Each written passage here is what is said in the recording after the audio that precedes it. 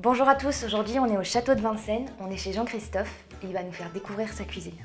C'est parti. Bonjour, Bonjour. Jean-Christophe. Ah, Et toi? impeccable. Impeccable? Ouais. Bon, super. Oui. Merci. Ah ouais, super lumineuse hein.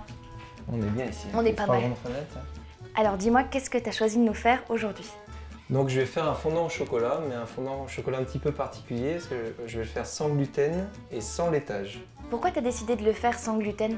En fait, sans gluten parce qu'on s'aperçoit qu'on a plus de confort à manger avec, disons, low gluten. Parce qu'il y a vraiment de plus en plus de gluten partout, dans les baguettes, dans le pain, tout ce qui s'enrichit énormément partout en gluten et il s'avère qu'on est de plus en plus intolérant. J'ai bien compris le sans gluten, mais alors le sans laitage? Alors sans laitage, c'est aussi, ça c'est peut-être mon caractère un peu sportif où j'ai tendance à m'intéresser vraiment beaucoup à la diététique. Et il s'avère aussi que le laitage, les laitages, en tout cas tout ce qui est lait de vache, parce que vous verrez qu'il y a quand même un laitage dans cette recette, tout ce qui est lait de vache, on n'a plus les enzymes en tant qu'adulte pour bien le digérer. Sans gluten, sans laitage.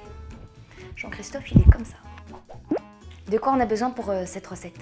Alors du chocolat, des œufs, de la margarine, du sucre, un demi-yaourt de lait de brebis et il manque quelque chose. Ah oui, de la farine de châtaigne. Ok. Tu peux me la donner éventuellement ou... Ouais, elle est où? Elle est au congèle. Pourquoi tu la mets au congélateur? En fait, je la mets au congèle parce que la farine de châtaigne c'est assez sucré et il y a des petits vers peuvent vite se mettre dedans et dans le congèle ça bouge pas et comme il n'y a pas d'eau dans les farines, elle reste farine normale, on peut la garder longtemps. Donc on va faire fondre le chocolat au bain-marie. D'accord. Donc on va mettre 200 g de chocolat, donc une plaquette de chocolat dessert. Pendant que je fais le chocolat au bain-marie, je vais préchauffer mon four à 180 degrés. On a bien compris chez Jean-Christophe que c'était comme ça, parce que là tout est rangé, tout ça. C'est chiant quand c'est rangé. Je viens de baisser un petit peu le feu parce que l'eau commence à frémir, donc faut pas que ça soit trop fort. Et puis je vais mettre le sucre maintenant. Mais tu mesures pas le sucre en fait? Non, parce que je suis habitué à la faire, parce que mes enfants adorent cette recette. Et puis je sais que c'est 60 g de sucre, donc en volume j'arrive à évaluer 60 g de sucre. Quoi. On est bien rangé dans les placards, hein, ça c'est sûr, hein, mais ce qui est du sucre, hein, moi ça me... Je suis pas bien. Voilà, donc là il est bien, il n'y a plus de petits morceaux dedans. Mon sucre n'est pas vraiment fondu, mais ça j'aime bien parce que ça donne un petit côté croustillant. Ça risque de donner un petit côté croustillant une fois que ça va cuire. Voilà, donc là je vais rajouter un demi yaourt de brebis. Donc là je transvase pour que ça refroidisse un tout petit peu. Là j'ai oublié la margarine, donc du coup faut que je la mette et j'espère que c'est encore assez chaud pour qu'elle fonde. Donc, je vais mettre mes 4 œufs.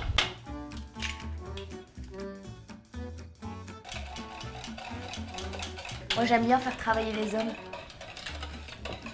Donc, je vais mettre la farine de châtaigne. Pareil, c'est un peu au pifomètre. Je mets de la farine de châtaigne parce que ça donne un super bon goût. C'est quoi toi du coup ta conception de la nourriture? Dans quelle optique tu cuisines? Moi je suis très sportif depuis des années, ça a même été mon métier. Donc, et très gourmand. Donc quand on est sportif, on a un gros appétit. Et d'être gourmand, ça ouvre beaucoup à la curiosité là, sur la nourriture. Donc, du coup, j'aime bien me nourrir et savoir ce que je mange pour le côté performance de mon corps, le bien-être et aussi par amour de manger. Tu enfournes pour combien de temps alors? 15 minutes. Ah d'accord, rapide. On démoule? Allez, c'est parti. Ouh là là, je te sens bien téméraire sur ce coup-là. Donc là ça fait peur parce que des fois ça s'écroule et ça ratisse si ça s'écroule. Le suspense est à son comble. Ouh, okay. Bien joué. Bon Sophie, on va goûter maintenant. C'est clairement mon moment préféré.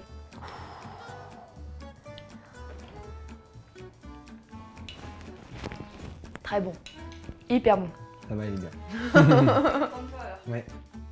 Si tu as aimé ma recette, tu n'hésites pas à la partager et tu pourras aussi la retrouver sur mon blog, enfin notre blog, puisque c'est un blog à 4 mains, babaorun.com. Si tu veux regarder une autre vidéo, tu cliques sur la lunette, d'accord? Mais si tu veux encore plus de vidéos, bah tu t'abonnes. Tu t'abonnes à la chaîne Marmiton. C'est quand même très simple. C'est simple. Bon bah alors tu t'abonnes. Tu t'abonnes, c'est simple, tu t'abonnes.